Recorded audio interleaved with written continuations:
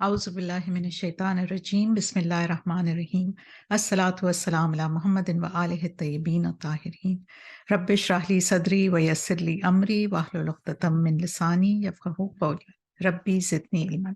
So, assalamu alaikum everyone, and welcome back to our daily reflections from the Quran for the month of Ramadan. Yesterday, we started talking about verse 12 from Surah Hujurat, where the Quran advises believers to stay away from suspicions and negative assumptions about other people. Today's verse from Sura Nur is along those same lines, and we will explore this topic in a little bit more depth. And in Surah Nur, in verse 12, Allah asks a question. When you first heard about it, why did not the faithful men and women think well of their folks themselves, anfus, right? Now, in order to grasp the significance of this verse, we do need a little bit of context. These verses from Surah Nur were revealed when an innocent person was accused of an unchaste act. And like rumors, this rumor spread like wildfire throughout the community. And then verses were revealed clearly dealt with both aspects of this problem. The ones who started the rumor, which is called ifk, which is a very serious, significant issue in the eyes of God. So they were dealt with in very clear terms, and we won't go into that today. And those who believed it, those who did not question the rumor, who kind of fell for it, both these parties were very strongly reprimanded by Allah in the strongest of terms. So now, additionally, it is interesting that instead of asking believers to think good of the one who is accused in the sense of them, the other, the subject of the rumor, the verse says that they must think well of their own folk, of themselves. This is such a beautiful and subtle way of reminding us that we are all indeed connected at a very deep level. We cannot hurt another human being without harming the human race as a whole, of which we are a part. So when we hurt and harm the other people, we are actually harming ourselves. And this, of course, speaks also to the very, basic foundational principle of Islamic brotherhood, that the Muslim Ummah is one body. And when one part of it hurts, the entire body should feel the pain. Now, very importantly, coming to our topic for today, the verse cautions the believers about believing their own negative thoughts and advises them to think well of others, to have positive interpretations, and even when they hear something scandalous about others, not to be so quick to believe it. Such good advice for modern times, isn't it? Especially on social media, it is so easy to spread rumors. Now, this verse points to a very powerful mental skill that we can all develop, which is the ability to transform the negativity of our minds, which is the default position, like we said yesterday, and the power to choose our interpretations. So now psychology teaches us that people who are serious about their own well-being and their relationships with others learn not to believe every thought that they have. In other words, when we notice ourselves having a negative thought, we need not assume it is true. Also, we need to practice separating facts from interpretations, right? So facts are something that everyone would agree on, and interpretation is something that we can all choose for ourselves.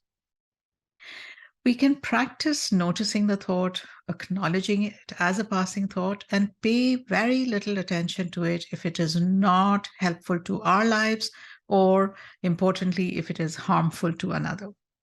We do not need to hang on to it, to feed it, to nurture it, to buy into it, or allow it to color our perceptions and dictate our behavior. So perhaps this is what the Holy Prophet ﷺ meant when he said, when you assume negatively, do not make it a reality. In other words, do not take action on that. Do not, feed that thought with more thoughts by giving it more attention. Now, well and good, what are some practical ways that we can deal with negative assumptions, which are, some of these are mentioned in spiritual literature and validated by current thinking in psychology.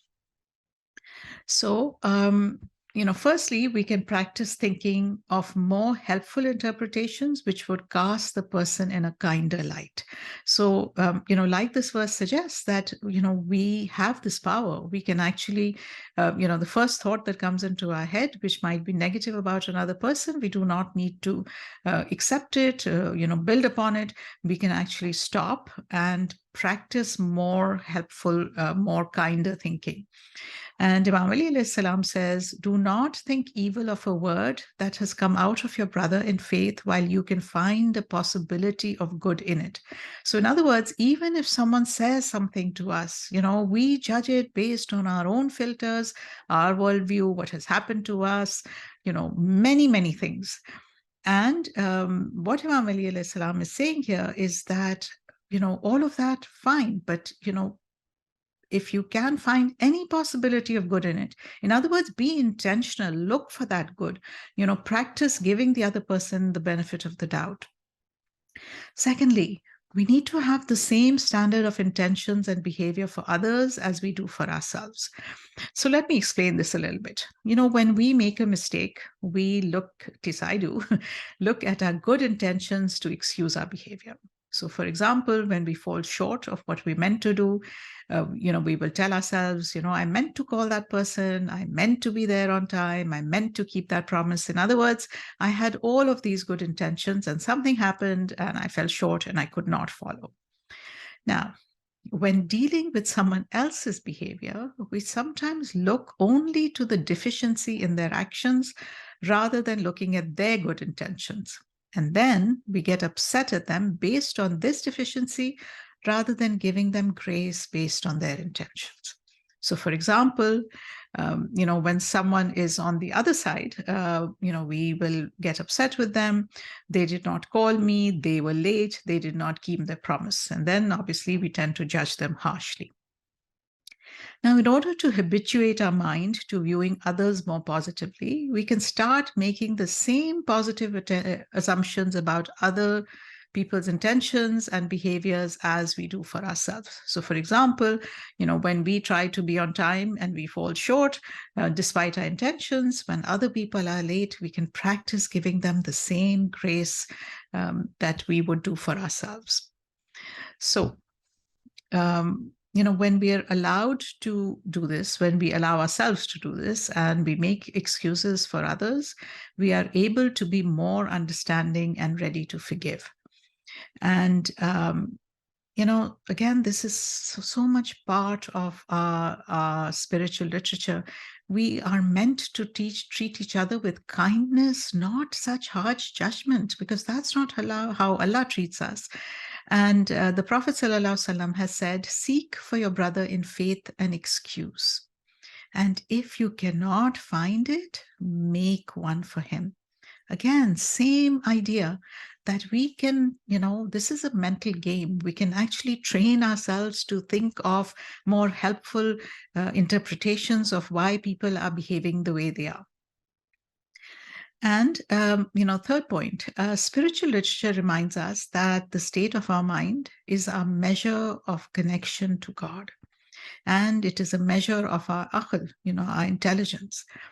And this is why we are taught that the more refined the intelligence, the more noble the assumptions. So, Imam Ali alayhi salam says that the assumption of a human being is the scale of his mind. In other words, it tells us, what's going on inside. And if our minds are so focused on the shortcomings of people's behaviors and their intent and people's intentions, maybe we can refine our intelligence by practicing mindfulness of thoughts, by inspiring ourselves with worthy literature about compassion, about kindness, and therefore by learning from the minds of others, who may be further along this journey than we are.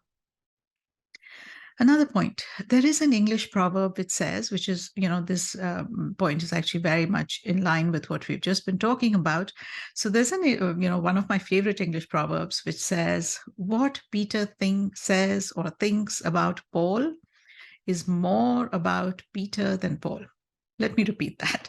What Peter says about Paul says more about Peter than Paul. In other words, we see others in our own light. When we are negative ourselves, when we sometimes have not very clean motives in what we say or do, we tend to assume the same of others. Our assumptions, in other words, can be a reflection of our own state of mind. When we notice assumptions about other people, it is such a powerful practice to ask ourselves. Please remember to do this always with compassion to ourselves. How am I that? So in other words, if we think somebody else is mean, I need to look at myself and say, how am I that? Because if I was not mean, it would be very hard for me to notice this in another person. And so when we begin assuming, when we begin practicing assuming the best of others, it can also help us to align our own intentions with the best versions of ourselves. And so this narration from Imam Ali alayhi salam may serve as a reminder to all of us. An evil person will never think good of anyone, for he sees him only as a description of himself. So life is a mirror, right? It shows us what is going on inside. And when we are seeing negativity, when we are seeing, suspicions, when we are seeing negative assumptions, really it is time to polish that, our own hearts so that they can reflect well in that mirror. So let's remind ourselves that by adopting more helpful assumptions about others and giving people the benefit of the doubt is a habit. And like all habits, it takes repeated practice to change. So when we intentionally, consciously, compassionately practice adopting more helpful assumptions about others, it will eventually become our new habit and our default mode, inshallah. So thank you so much for listening. It really means a lot. As always, if you found this content helpful, please do share it with others. And if you can find a few minutes, do go on iTunes, on Facebook, on Instagram, and share a couple of lines of how it helped you. And, it can really help spread the message to others. So thank you so much for listening. And inshallah, see you tomorrow. Assalamu alaikum.